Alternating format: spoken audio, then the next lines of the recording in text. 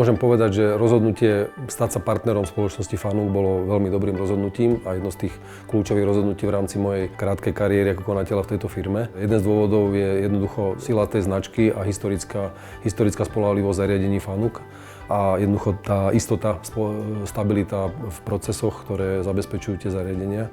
Druhým dôležitým faktorom pri rozhodovaní bola vyváženosť ceny a kvality, kde si myslím, že ten pomer je veľmi, veľmi dobrý, ak nie je najlepší na trhu. A zároveň tým tretím bola skutočnosť, že servisné centrum pre Slovensko je priamo v Nitre.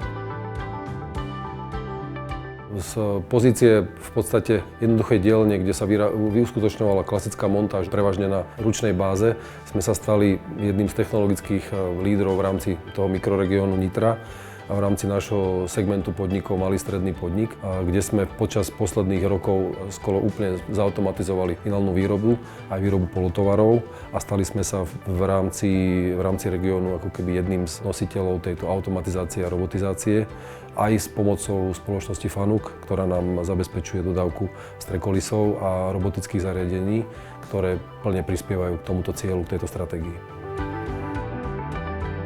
Predovšetkým sú to tri také základné faktory: produktivita práce, energetická náročnosť a chybovosť výsledných výrobkov.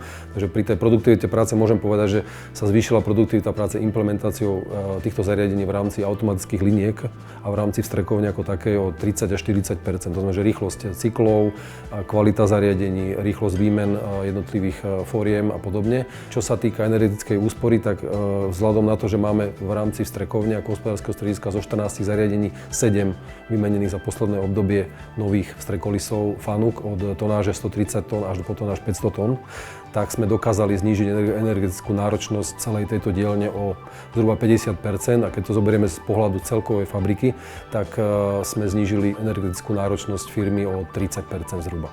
Čo sa týka chybovosti, tak tam je takisto nepomerne veľký faktor, ktorý nám teda zlepšil celkové ekonomické ukazovatele.